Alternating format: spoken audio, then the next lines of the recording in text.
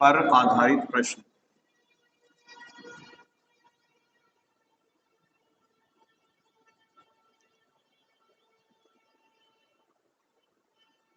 Question लिखेंगे, गोपाल ने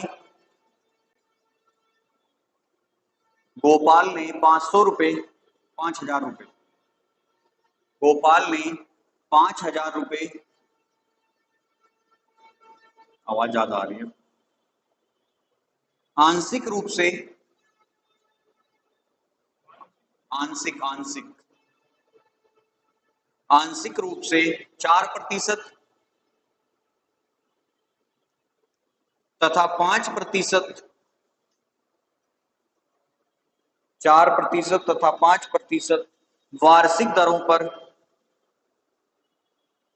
दो लोगों से उधार लिए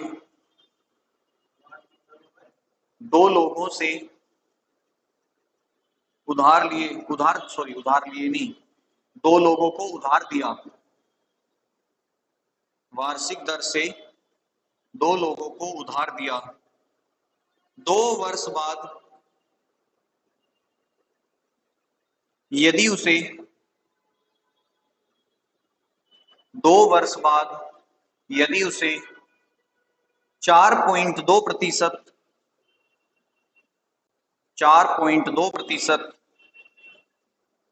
वार्षिक औसत दर से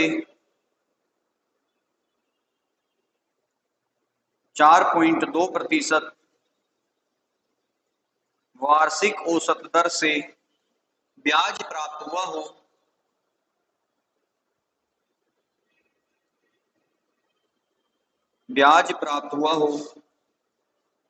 तो 4% पर दिया गया धन ज्ञात कीजिए।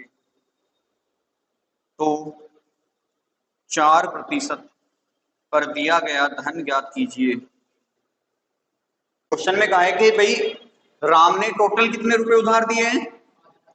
5,000 रुपए, ठीक है। जिसमें से एक को कितने पे दिए हैं और दूसरे को कितने पे दिए हैं?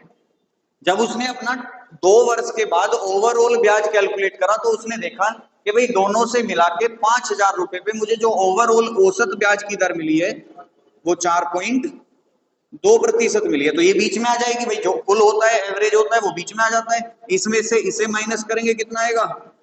0.2। भाई 4 में से 4.2 घटाना है तो 0.2 ही तो आएगा।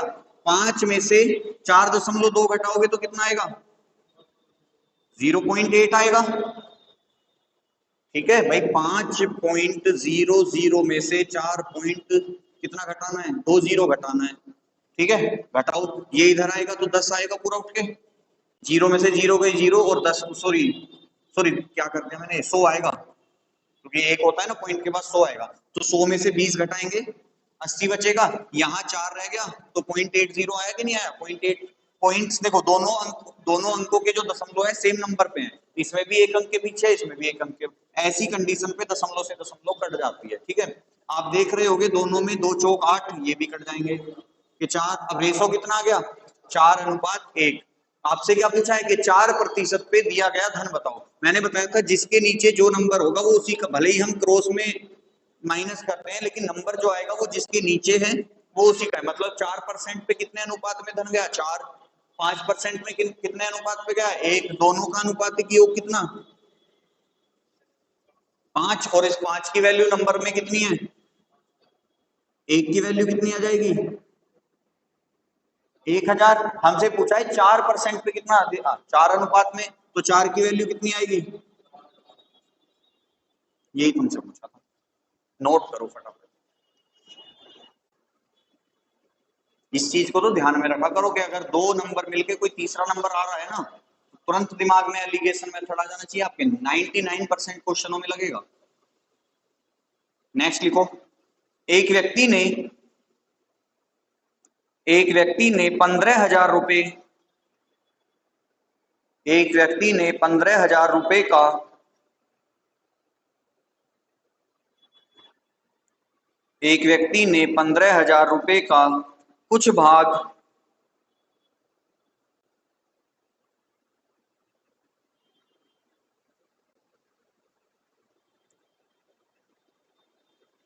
15% और शेष भाग 10% वार्षिक ब्याज की दर पर 10% वार्षिक ब्याज की दर पर उधार दिया यदि व्यक्ति को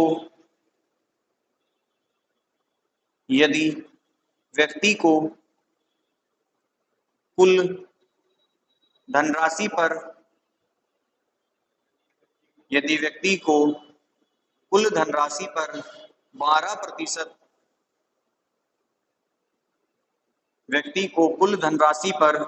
12% औसत वार्षिक दर से 12% ब्याज प्राप्त हुआ हो तो 10% की दर पर दिया गया धन ज्ञात कीजिए। तो 10% की दर पर दिया गया धन ज्ञात कीजिए। देखो तीनों सवाल सेम है, ठीक है, लेकिन पहले दो प्रश्नों में क्या कर रखा था, तीनों रेट दे रखे थे। इस बार क्या कर दिया, दो तो रेट दे दिए और एक क्या कर दिया, पैसे दे दिए। ठीक है, यही तो है भाई। पिछली बार क्या था कि ओवरऑल उसे इतने प्रतिशत का दर ब्याज लगा, इस बार क्या करा उसने, ओवरऑल इतने रुपए का ब्याज लगा, अंतर इतना ही तो आया है। तो आप देखो दोनों तरह से सवाल कर सकते हो। कैसे सवाल करेंगे भाई, पहली दर कितनी है 8%, दूसरी दर कितनी है 10%, ओवरऑल कितनी है, ओवरऑल दर कितनी है दी हुई नहीं है हमें, 9.5 आएगा। कैसे आएगा भाई, 950 रुपए का ही तो ब्याज मिल रहा है उसे, कितने पे, और गुना, तो दो जीरो से दो जीरो कट गई, एक जीरो से ये कट गई, और 10 में से जब 95 को भाग करोगे तो ओवरऑल जो उसे ब्याज मिला 9.5 का ही तो मिला। ठीक है, तो ये कहाँ आ जाएगा, ये आ जाएगा बीच में। ठीक है, पहले यहाँ देख लिया करो, मैंने तुमसे कितनी बार समझाया कि जब मैं सवाल करा रहा हूँ बोर्ड पे देख लिया करो। एक दूसरे की कॉपी में झांक रहा है, एक अपनी कॉपी में झांक रहा है, सवाल कराने वाला मूर्ख है। ऐसी है। तो 10 में से 9.5 गए 0.5, और 8 में से 9.5 गए। अब देखो दशमलव का अंक फिर बराबर बराबर है, ये कट जाएगा, 5 एकम और 5 दिया, धनराशि कितनी हो गई, क्वेश्चन ने कितने दिए हैं, एक की वैल्यू कितनी आएगी, 4 दूनी 8, बचा कितना 2, 4 पंजे, हमसे क्या पूछा है 8% पे दिया गया धन, तो एक ही तो आ रहा था 2500। अगर दूसरे वाला पूछ लेता तो 7500। तो देखो या तो तुम रेट ऑफ इंटरेस्ट निकाल लो, ठीक है, अगर रेट ऑफ इंटरेस्ट नहीं निकाल पा रहे हो तो भी एक तरीका है, तब जब उसने बीच में कुछ और नंबर मतलब प्रतिशत न देके रुपए दे रखे हो, तुम क्या करो, पहली धनराशि कितने पे उधार दी गई है 8% पे, तो 10,000 मतलब जितने भी वो रुपए हैं उनका 8% निकाल लो। अब 10,000 का 8% कितना होता है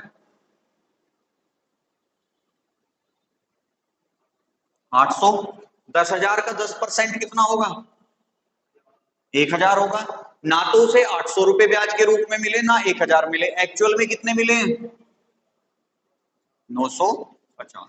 यहां से कितना डिफरेंस है 150 का, यहां से कितने का डिफरेंस है 50 एकम 50 पिया, आ गया ना सेम वही। तो आप चाहो तो रुपए में कन्वर्ट कर लो। आप क्या करो कि जितने भी रुपए उसने उधार लिए थे एक बार तो उन्हें उस 8% वाली पे रख लो, एक बार उन्हें 10% वाली पे रख लो, और बीच में जितने तुम्हें दे रखे हैं उतने, अगर परसेंट ही दे रखा है फिर तो परसेंट से निकाल, मतलब दोनों तरीके से आप निकाल सकते हो, चाहो तो परसेंट से निकाल लो चाहे तो रुपए से निकाल लो। इसमें अब आपको कैसे पता चलेगा कि कौन से निकालना है, मैं तो सलाह ये दूंगा कि जब आपको रुपए दे रखे हो ना तो रुपयों से ही निकालना। क्यों, क्योंकि जब रुपए आएंगे ना तो बीच में ये परसेंटेज जरूर परेशान करेगा, तो मैं पक्का करेगा 100%। तो कोशिश करना कि जब रुपए दे रखे हो तो दोनों को रुपए में ही कन्वर्ट कर लो।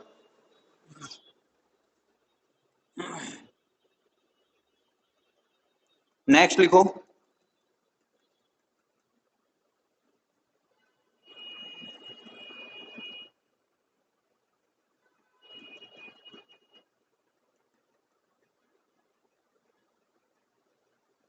प्रकाश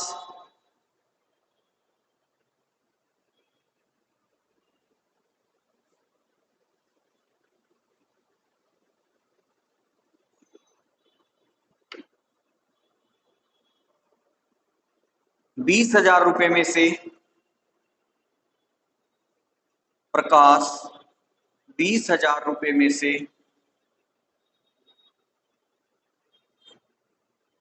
कुछ राशि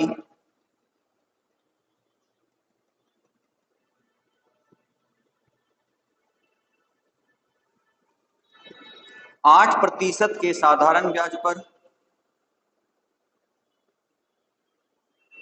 8% के साधारण ब्याज पर और शेष राशि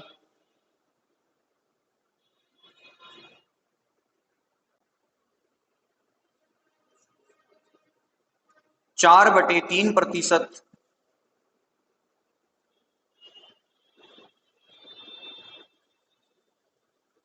और शेष राशि 4/3%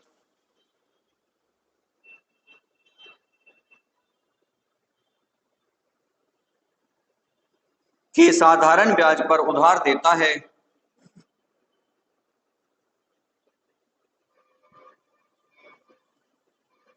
एक वर्ष के बाद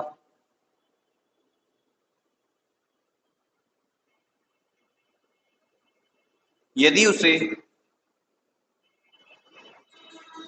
कुल ₹800 की आय होती हो, इनकम आय ₹800 की इनकम होती हो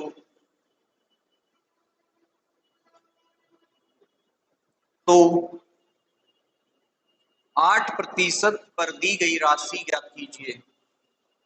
तो 8% पर दी गई राशि ज्ञात कीजिए। परसेंट से तुम रुपए नहीं निकाल पाओगे, पॉइंट तो में आएंगे रुपए। तो हम क्या करेंगे, एक धनराशि कितनी है 4, 8 है ना, 4 नहीं है 8 है ना। सेकंड कितनी है, ठीक है। ओवरऑल रुपए कितने मिल रहे हैं उसे, ₹800। ब्याज तो 800 मिल रहा है ना, कितने पे मिल रहा है, गुना। तो 4 जीरो से 4 जीरो कट गई, 2 चौक। तो भाई ओवरऑल रेट ऑफ इंटरेस्ट कितना आ गया, 4%, बीच में आ जाएगा, माइनस कर दो।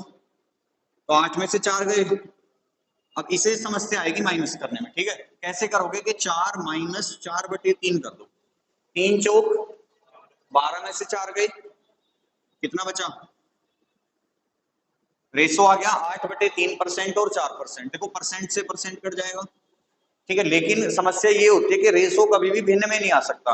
आप क्या करो, नीचे जो बिना भिन्न वाला है उसके नीचे 1 रखो और क्रॉस मल्टीप्लाई कर दो, 1 की गुना कर दो इसमें कितना आएगा, और इसकी गुना कर दो इसमें। तो रेशो कितना आ गया, 8/12। काट लो इसे, 4 दूनी 4 तिया 2 और 3 5 की वैल्यू कितनी है, 20,000 है ना। 1 की वैल्यू कितनी आ जाएगी, आपसे क्या पूछा है, 8% पे दी गई धनराशि कितनी थी, 2 के अनुपात में। 1 अनुपात की वैल्यू कितनी है, 2 की वैल्यू कितनी आ जाएगी, यही आपसे पूछा है, ठीक है। चलिए आज इतना ही रखते हैं।